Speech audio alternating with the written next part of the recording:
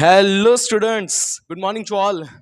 फिर से once again एक बहुत ही इंटरेस्टिंग टॉपिक के साथ आया हूं जिसका नाम है केमिकल सिनेप्टिक एक्टिविटी। ये आपके 10th स्टैंडर्ड के एनसीईआरटी में कंट्रोल कोऑर्डिनेशन में दिया हुआ टॉपिक है, डेफिनेटली राइट। और ये कहीं ना कहीं मिलता जुलता है with that of reflex action activity, जो आपने ऑलरेडी पढ़ ली होगी, आपको ऑलरेडी अंडरस्टूड होगा क्या होता है, कैसा होता है, राइट। तो आज हम लोग समझने का ट्राई करते हैं कि केमिकल सिनेप्टिक एक्टिविटी क्या होती है। ओके, पहले बता दो सिनेप्स क्या होता है।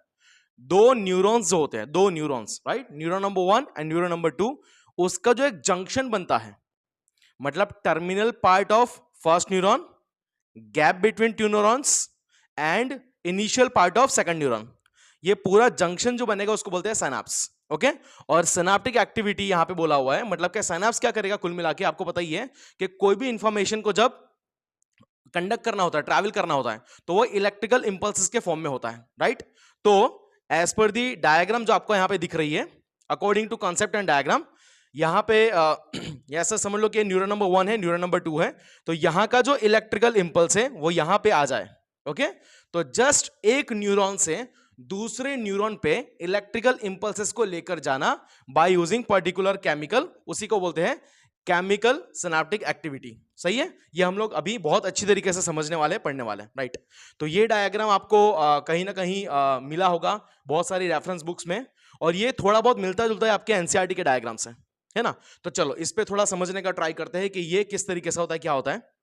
ओके, ये आपका टर्मिनल पार्ट है न्यूरॉन नंबर 1 का। किसका? ये न्यूरॉन नंबर 1 का टर्मिनल पार्ट है, जिसको आप लोग बोलते हो एक्सॉन टर्मिनल।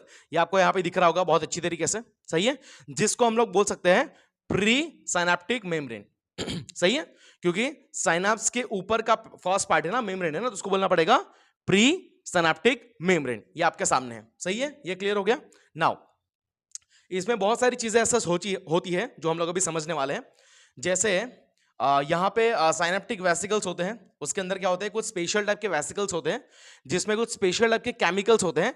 वो केमिकल्स को हम लोग बोलते हैं न्यूरोट्रांसमीटर्स। यहाँ पे लिखा हुआ है देखो, मतलब कि ऐसे केमिकल्स जो न्यूरॉन्स के ट्रांसमिशन के लिए रिस्पॉन्सिबल है, मतलब कि इंपल्स के कंडक्शन के लिए रिस्पॉन्सिबल है, वैसे केमिकल्स को बोलते हैं न्यूरोट्रांसमीटर्स, और जो कहाँ बनते हैं, साइनेप्टिक वेसिकल्स के अंदर बनते हैं। ये इतना क्लियर हो गया।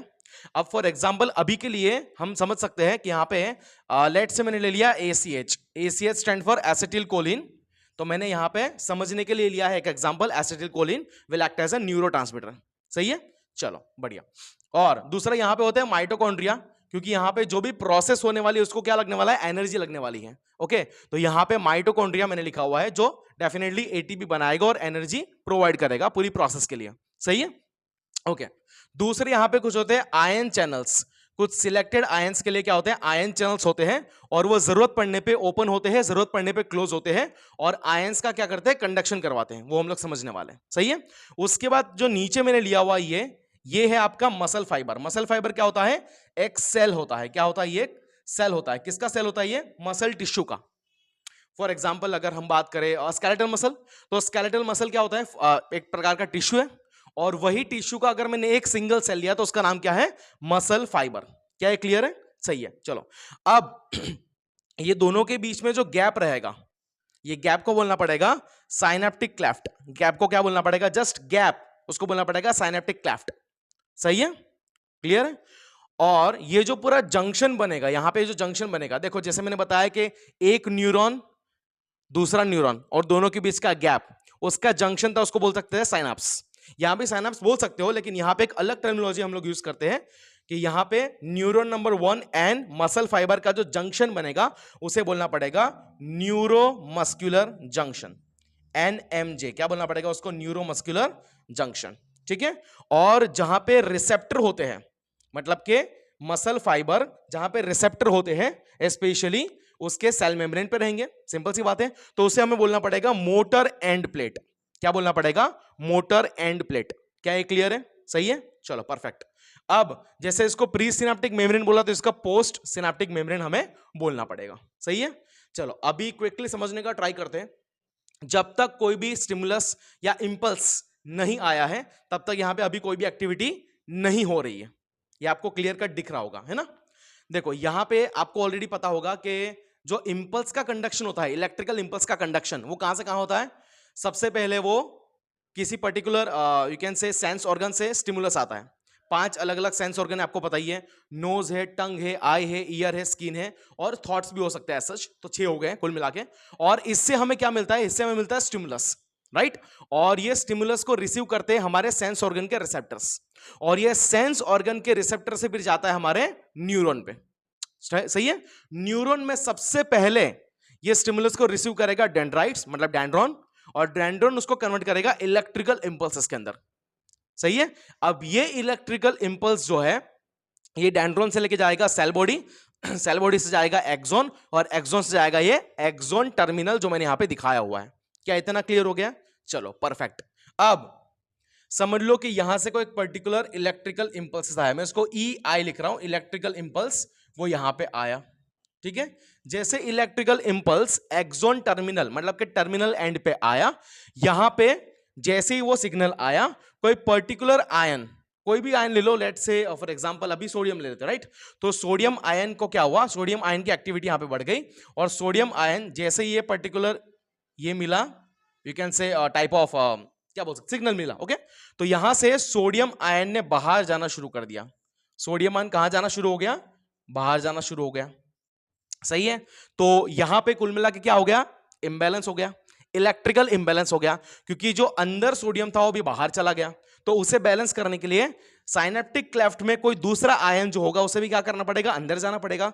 सही है। तो लेट्स से यहां पे से कैल्शियम लेते हैं जो साइनेप्टिक क्लेफ्ट में बहुत ज्यादा होता है सच, वो अब कहां चला गया? वो अब बैलेंस करने के लिए अंदर चला गया। तो कैल्शियम यहां पे अंदर आ गया। देखो ये ध्यान से देखना, क्या कैल्शियम यहां पे आ गया, अंदर आ गया। सही है। जैसे ही कैल्शियम का इन्फ्लक्स हुआ, मतलब कि कैल्शियम के आयन चैनल ओपन हुए और कैल्शियम अंदर गया, तो जैसे ही कैल्शियम का इन्फ्लक्स हुआ, उसने क्या किया कि जो माइटोकॉन्ड्रिया है उसके पास एनर्जी लेना शुरू कर दिया। क्या किया उसने? माइटोकॉन्ड्रिया के पास से एनर्जी लेना शुरू कर दिया, और जैसे ही एनर्जी लेना शुरू कर दिया, उसने क्या किया कि जो साइनेप्टिक वेसिकल्स है उसको नीचे पुश करना शुरू किया, साइनेप्टिक वेसिकल्स को धक्का मारना शुरू किया नीचे की तरफ। सही है। क्लियर इतना? अब जैसे ही कैल्शियम बहुत ज्यादा अमाउंट में बढ़ गए विथ एनर्जी, उसने क्या करा? धक्का मारना शुरू किया, पुश करना शुरू किया। तो ये समझ लो एक साइनेप्टिक वेसिकल बहुत ज्यादा पुश होके यहां पे आ गया, और वो रप्चर्ड हो गया, टूट गया। क्या हो गया? वो रप्चर्ड हो गया, टूट गया। और उसके अंदर जो एसिटिल कोलिन था, मतलब कि न्यूरोट्रांसमीटर, वो अब जाके कहां बढ़ गया? रिसेप्टर के ऊपर बैठ गया। सही है।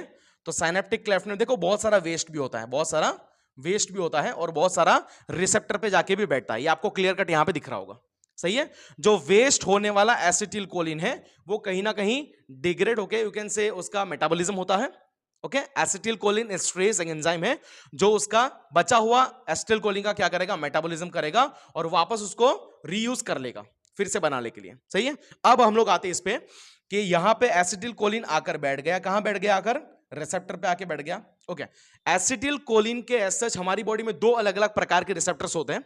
एक होता है मस्कैरेनिक रिसेप्टर और एक होता है निकोटिनिक रिसेप्टर। ठीक है। अभी के लिए यहां पे हम लोग मसल फाइबर लिया है, तो लेट्स से कि ये आपके रिसेप्टर कौन से हैं? ये रिसेप्टर आपके हैं मस्कैरेनिक रिसेप्टर। ठीक है। अभी के लिए आपको ये समझ के रखना है। सही है।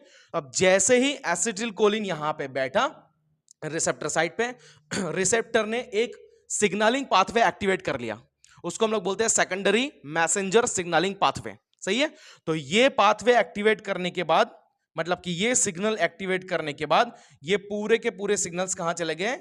ये उसके सेल मेम्ब्रेन पे चले गए, राइट। और जैसे ही ये सेल मेम्ब्रेन पे चले गए, तो यहां पे क्या हो गया? यहां पे इलेक्ट्रिकल चेंज, मतलब के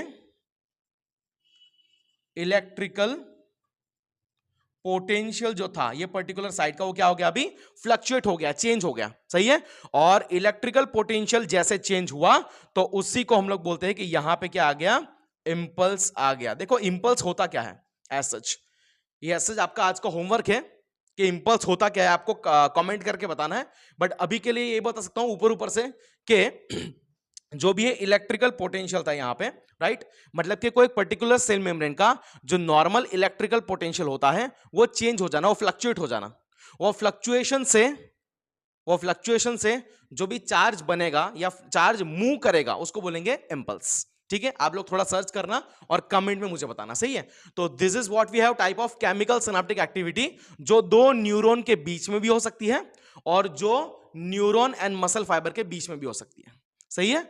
तो इस तरीके से एक्टिविटी को हम लोग समझते हैं। ओके, एनसीईआरटी में आपको दिया है लेकिन बहुत कम दिया हुआ है, बट आई होप कि आपको इतना जो मैंने बताने का ट्राई किया वो थोड़ा बहुत क्लियर हो गया होगा। क्लियर है? सो आपको कमेंट करना है डेफिनेटली अगला कौन सा टॉपिक आपको पढ़ना है, राइट। देन आपको कमेंट करना है आज का होमवर्क का आंसर के इंपल्स क्या होता है एक्चुअली, अच्छे से, सही है। एंड डेफिनेटली इसकी नोट्स आपको NCERT based simplified notes, keywords to remember, sorry key points to remember, and कुछ PYQs previous year board questions with solution आपको मिल जाएंगे, राइट। तो उसका लिंक मैंने डिस्क्रिप्शन में दिया हुआ है, ठीक है। चलो, आई होप कि आपको समझ में आया होगा। थैंक यू सो मच, जय हिंद।